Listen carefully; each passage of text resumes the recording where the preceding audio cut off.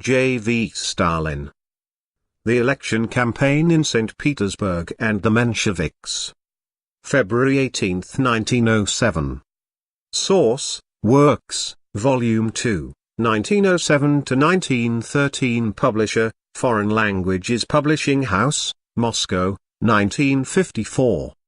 Nowhere was the election campaign fought with such intensity as it was in St. Petersburg. Nowhere were there such conflicts between the parties as in St. Petersburg.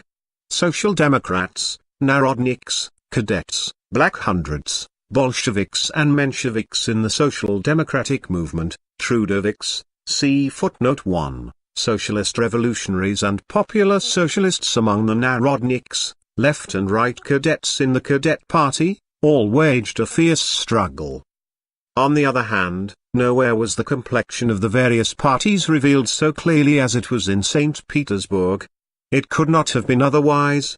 An election campaign is real action, and the nature of parties can be ascertained only in action.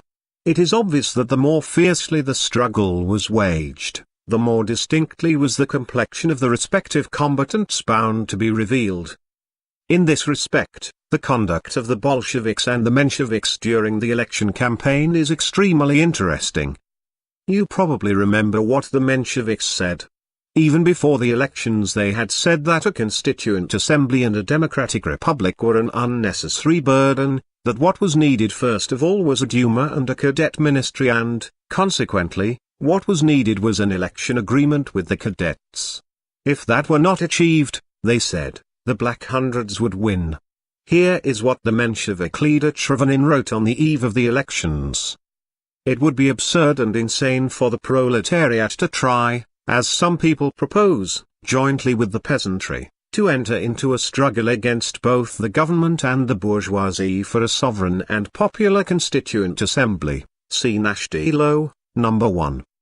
Plekhanov, another Menshevik leader, seconding Cherevinin, also rejected a popular constituent assembly and proposed instead a sovereign Duma, which was to become a common platform for the cadets and the Social Democrats. See Tovarishch, November 24, 1906. And the well-known Menshevik Vasilyev said more frankly that the class struggle at the present moment would be suicidal and criminal, that the various classes and groups must abandon all the very best of programs for a time and merge in one constitutional party. See Tovarishch, December 17, 1906. That is what the Mensheviks said. The Bolsheviks, from the very beginning, condemned that position of the Mensheviks. They said that it would be unseemly for socialists to enter into an agreement with the cadets, that the socialists must come out independently in the election campaign. In the first stage of the election, agreements are permissible only in exceptional cases, and then only with parties whose slogans of the day are, a popular constituent assembly, confiscation of all the land, an 8-hour day, etc. The cadets, however, reject all this. The Black Hundred danger was invented by the liberals to frighten certain naive people. The Black Hundreds cannot capture the Duma. The Mensheviks only repeat the words of the liberals when they talk about the Black Hundred danger. But there is a cadet danger, and it is a real danger. It is our duty to rally all the revolutionary elements around ourselves and fight the cadets, who are concluding an alliance with the reaction against the revolution.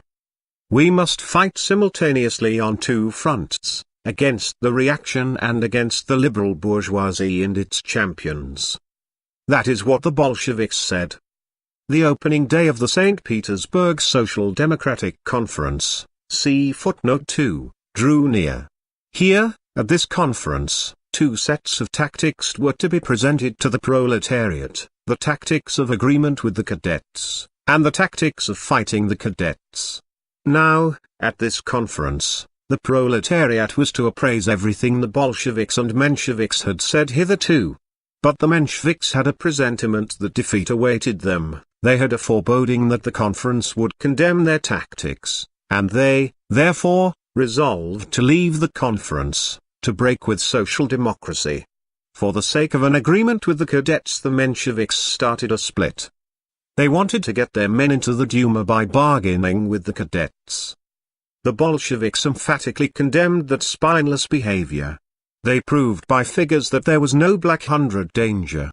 They ruthlessly criticized the Socialist-Revolutionaries and Trudo-viks and openly called upon them to rally around the proletariat against the counter-revolution and the cadets. While the Bolsheviks were uniting the revolutionary elements around the proletariat, while they were unvaryingly pursuing the uncompromising tactics of the proletariat, the Mensheviks were negotiating with the cadets behind the backs of the workers. Meanwhile, the cadets were gradually inclining to the right. Stolypin invited the cadet leader Miliukov to see him for negotiations.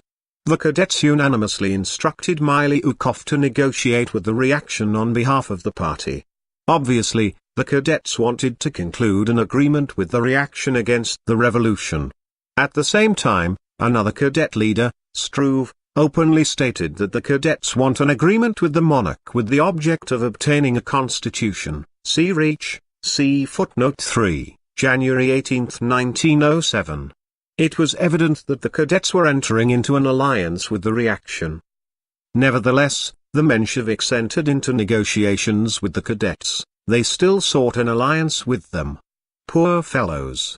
They had no idea that by entering into an agreement with the cadets they were entering into an agreement with the reaction. Meanwhile, the discussion meetings, sanctioned by the authorities, commenced. Here, at these meetings, it became definitely clear that the Black Hundred danger was a myth, that the fight was chiefly between the cadets and the Social Democrats, and that whoever entered into an agreement with the cadets was betraying social democracy. The Mensheviks were no longer to be seen at the meetings. They tried to intercede for the cadets 2 or 3 times, but they glaringly disgraced themselves and kept away. The Mensheviks, the hangers-on of the cadets, were already discredited. Only the Bolsheviks and the cadets remained in the discussion arena. The meetings were taken up entirely with the struggle between them. The Socialist-Revolutionaries and the Trudo-viks declined to negotiate with the cadets. The Popular Socialists wavered. The Bolsheviks became the leaders in the election campaign. Where were the Mensheviks in the meantime? They were negotiating with the cadets for 3 seats in the Duma. It may sound incredible, but it is a fact, and it is our duty openly to tell the truth. The Bolsheviks declared, "Down with the hegemony of the cadets." The Mensheviks, however, rejected this slogan, and thereby submitted to the hegemony of the cadets and dragged at their tail. Meanwhile, elections took place in the workers' curia. It turned out that in the Menshevik districts the workers had nearly everywhere elected Socialist-Revolutionaries as their voters' delegates. We cannot vote for those who compromise with the cadets. After all, the Socialist-Revolutionaries are better than they are, that is what the workers said. The workers called the Social Democrats liberals, and preferred to go with the bourgeois Democrats, with the Socialist-Revolutionaries. That is what the opportunism of the Mensheviks led to. The Bolsheviks pursued their uncompromising tactics and called upon all the revolutionary elements to unite around the proletariat. The Socialist-Revolutionaries and Trudo-viks openly associated themselves with the Bolshevik slogan, "Down with the hegemony of the cadets." The Popular Socialists broke with the cadets. It became obvious to everybody that the agreement between their Social Democrats on the one hand and the Socialist-Revolutionaries and Trudo-viks on the other would under no circumstances split the vote to such a degree as to let the Black Hundreds win. Either the cadets or the extreme left would win. The Black Hundred danger was a myth. Meanwhile, the cadets broke off negotiations with the Mensheviks. Evidently an agreement failed to come off. The Bolsheviks, however, concluded an agreement with the Socialist-Revolutionaries, Trudo-viks and Popular Socialists, isolated the cadets, and launched a general offensive against the reaction and the cadets. 3 election lists were put up in St. Petersburg, the Black Hundreds, the cadets and the extreme left. Thus, the Bolsheviks forecast that there would be 3 lists came true in spite of the Mensheviks.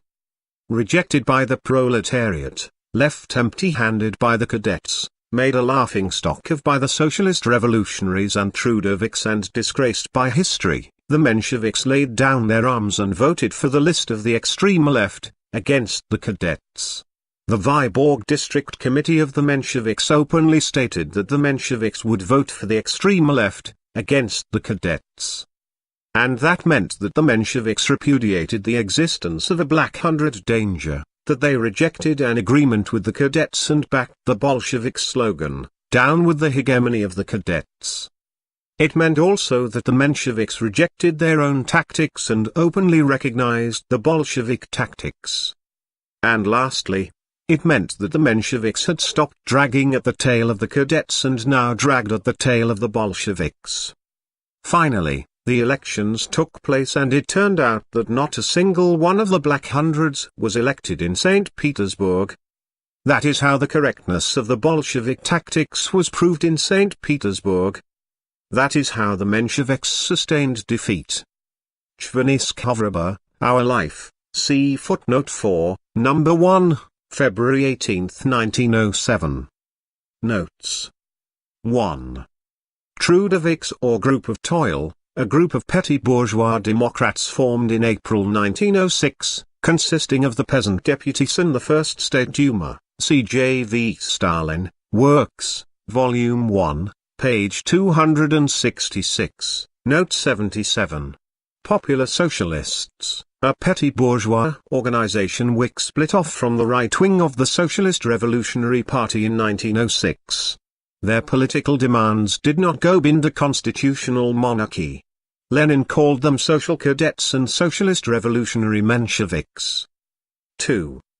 This refers to the Social Democratic Conference held in St. Petersburg on January 6, 1907, to discuss the tactics to be pursued in the elections to the Second State Duma. The conference was attended by 40 Bolsheviks and 31 Mensheviks. The Central Committee of the RSDLP, on which the Mensheviks were in the majority, proposed that the conference should divide up into a city and gubernia conference. The Mensheviks counted on gaining a larger number of votes in this way. The conference rejected this proposal as being contrary to the party rules. In protest against this, the Menshevik delegates left the meeting. The remaining delegates resolved to continue the conference.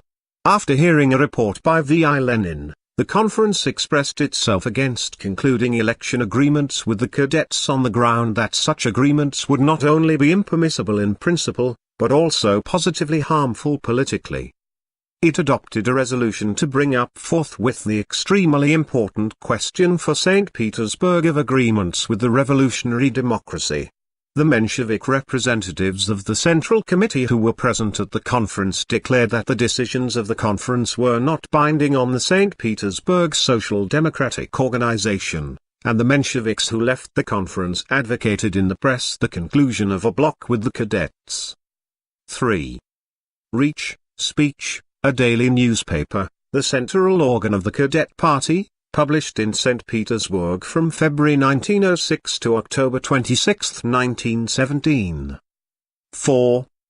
Chvaniskha, Our Life, a Georgian daily Bolshevik newspaper published legally in Tiflis under the direction of J.V. Stalin. It began publication on February 18, 1907. In all, 13 numbers were issued. It was suppressed on March 6, 1907, for its extremist trend. End of The Election Campaign in St. Petersburg and the Mensheviks, by J.V. Stalin.